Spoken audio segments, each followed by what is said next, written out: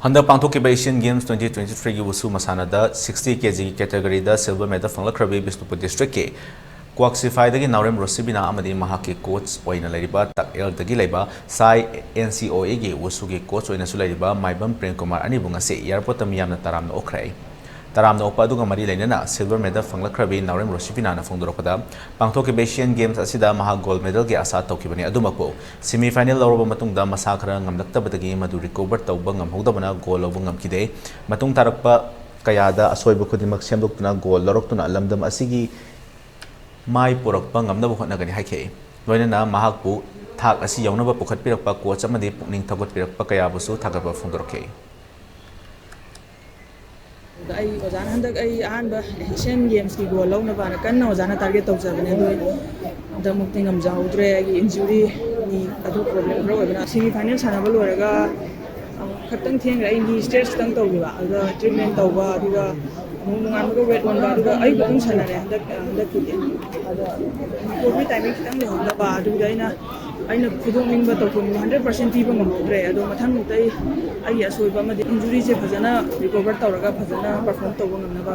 ona jana ai haji inang nang nai ji world championship leri November da se sidaina phajana ta kana goal lawna ba ngamna ba mayam na chandi gi mayam gi blessing degi goal lawna ngamba ojarake na hajer ai oja Prem Kumar ani ngai ni thaka chari agi sai de leba agi miss asalata manasu guide to be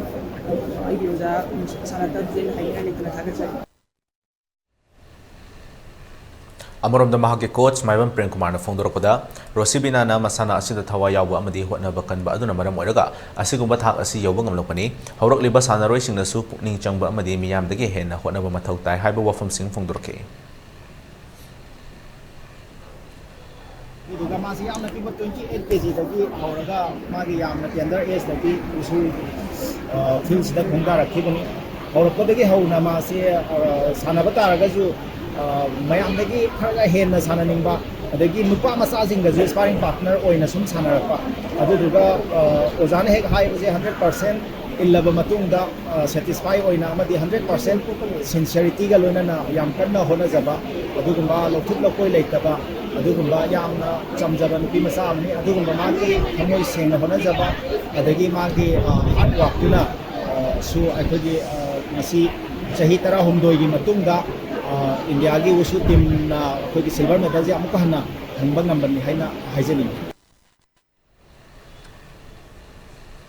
Amoramda takil pataleba Sports Authority of India ke New MP Hall sai NCOA da Hangzhou Asian Games 2023 da wusu masana ke kg humfu gi category da silver medal lorokrabri Naurem Rosibina opagi thoram pangthokrai thoramda da yaski director T Fulen Maitei STC Imphal West Donacharya Awardee